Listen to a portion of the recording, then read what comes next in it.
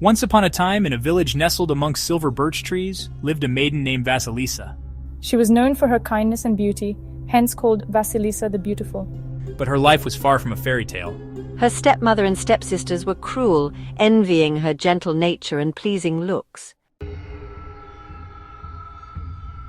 Beyond the fields that bordered Vasilissa's village lay a forest. It was a place of deep shadows and ancient magic. At the heart of that forest, in a clearing ringed by gnarled trees, stood the hut of Baba Yaga. Baba Yaga was a fearsome witch. Her hut stood on chicken legs, and a fence of human bones encircled it. Her servants were unseen hands that worked their magic in the darkness. Baba Yaga traveled through the skies in a mortar, wielding a pestle as both a rudder and a weapon. Tragedy struck Vasilissa's life when her own mother died. On her deathbed, she gifted Vasilissa a wooden doll. "Keep it always close," she whispered. When in need, feed it and ask for its guidance. And so Vasilissa, orphaned and alone, found solace only in the doll her mother had left her. The step-family, however, saw Vasilissa's presence as a burden. They devised a plan to get rid of her. One night, they extinguished all the fires in the house, sending Vasilissa on a quest for light. The darkness was thick and oppressive, wrapping around the house like a suffocating blanket. Vasilissa's heart pounded in her chest as she fumbled for a lantern, the only source of hope in the pitch-black night.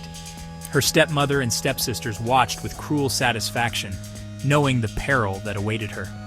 They had planned this, hoping to rid themselves of Vasilissa once and for all.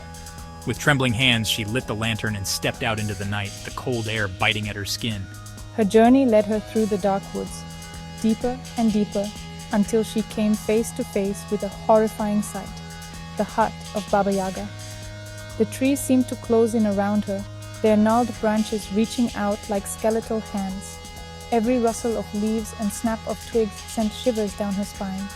The path was treacherous, filled with roots and stones that threatened to trip her at every step. But Vasilissa pressed on, driven by the desperate need to find light.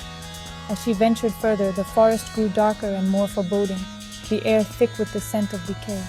Finally, she saw it. A hut standing on chicken legs, turning slowly as if searching for something.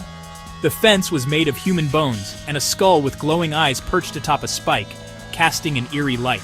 The sight was both mesmerizing and terrifying, a macabre display of Baba Yaga's power. The skulls seemed to watch her, their empty eye sockets following her every move. The bones clattered in the wind, creating a haunting melody that echoed through the forest.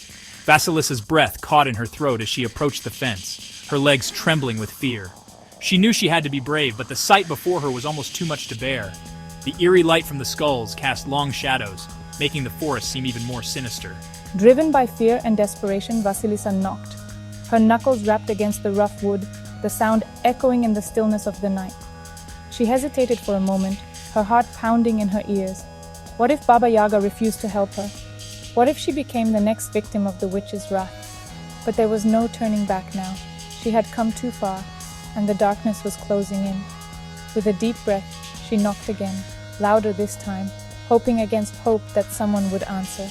The hut groaned and creaked, its single eye-like window seeming to pierce through her. It was as if the hut itself was alive, watching her with a malevolent gaze. The creaking grew louder, and the hut began to turn, its chicken legs scratching at the ground. Vasilissa felt a chill run down her spine as the window seemed to focus on her, unblinking and all-seeing. The air was thick with tension, and she could feel the weight of the hut's gaze pressing down on her. It was a test, she realized, a test of her courage and resolve. She stood her ground, refusing to be intimidated by the eerie spectacle before her. When the door creaked open, there stood Baba Yaga, her bony finger pointing straight at Vasilissa. The witch's eyes were dark and piercing, filled with an ancient, malevolent wisdom. Her hair was wild and tangled, and her skin was as pale as the moonlight. She wore a tattered cloak that seemed to blend into the shadows, making her appear almost ghostly. Vasilissa felt a wave of fear wash over her, but she stood her ground, meeting Baba Yaga's gaze with as much courage as she could muster. The witch's voice was like the rustling of dead leaves, cold and unforgiving. "Why have you come here, child?" she demanded, her bony finger still pointing accusingly. Vasilissa took a deep breath, her voice trembling as she replied, "I seek light, great Baba Yaga, the The fires in my home have been extinguished, and I have been sent to find a new flame." The witch's eyes narrowed, and a slow, sinister smile spread across her face. "Very well," she said, her voice dripping with malice. "But know this, child, the light you seek comes at a price." "Well, well, what brings you to my humble abode?" Terrified but resolute, Vasilissa pleaded for the witch's help. She had no other choice. Her stepmother had sent her on this perilous journey, hoping she would never return. The forest was dark, and the shadows seemed to whisper her name, but Vasilissa's heart was set on her mission.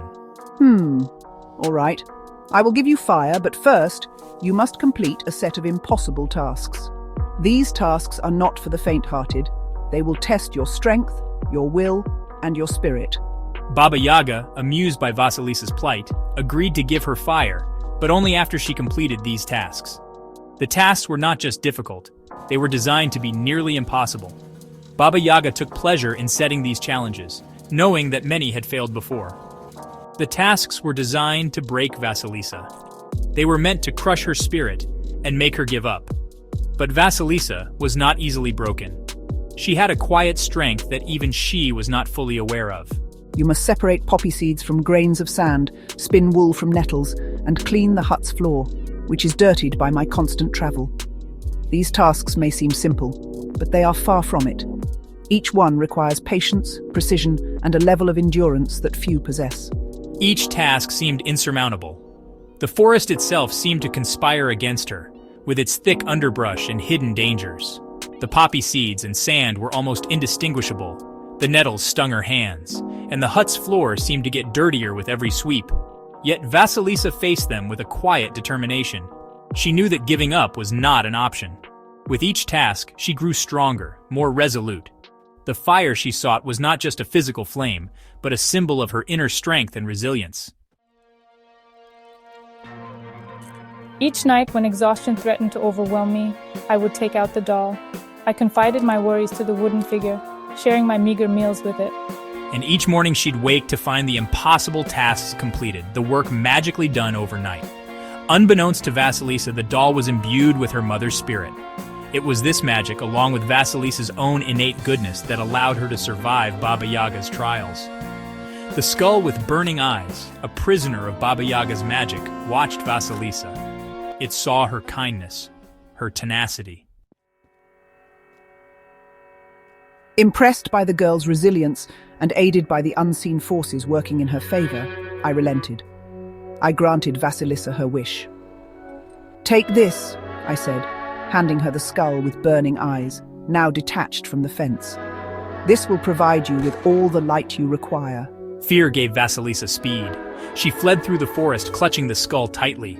As she ran, she could feel the burning gaze of the skull on her back, but it offered her no harm. It lit her way until she reached the familiar edge of her village. When she returned home, the burning eyes of the skull turned on her stepfamily. It saw their wickedness and the cruelty they had inflicted upon Vasilissa. The light from the skull became a raging fire, consuming the stepmother and stepsisters, their greed and envy turning to ash. Free from their tyranny, Vasilissa buried the skull. She knew that its magic was not hers to keep. The forest had given her a gift, and the forest had taken it back.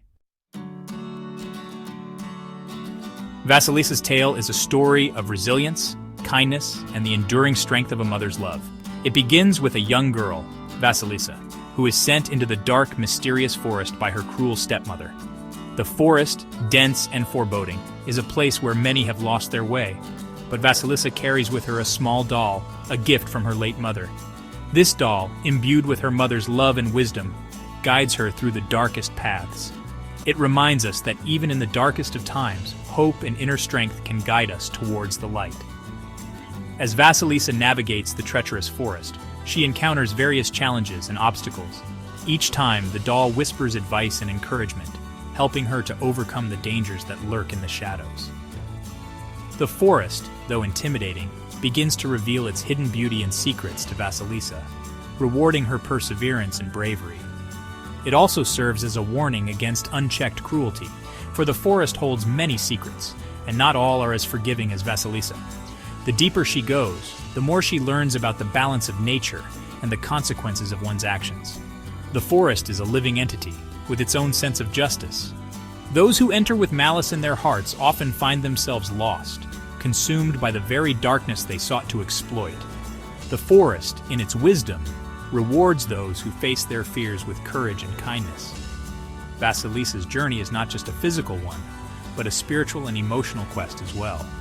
She learns to trust in herself and the guidance of her mother's love, embodied in the doll.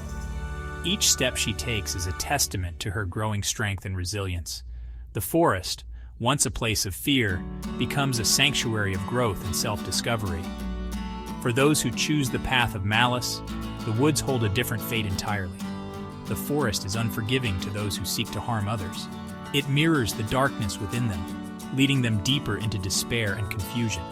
Vasilissa's stepmother, who sent her into the forest with ill intentions, ultimately faces the consequences of her cruelty. The forest, in its enigmatic way, ensures that justice is served. The forest, in its wisdom, rewards those who face their fears with courage and kindness. Vasilissa emerges from the forest, not just as a survivor, but as a beacon of hope and strength. Her tale is a timeless lesson that resonates through generations, reminding us of the power of love, resilience, and the enduring spirit of those who face their fears with an open heart.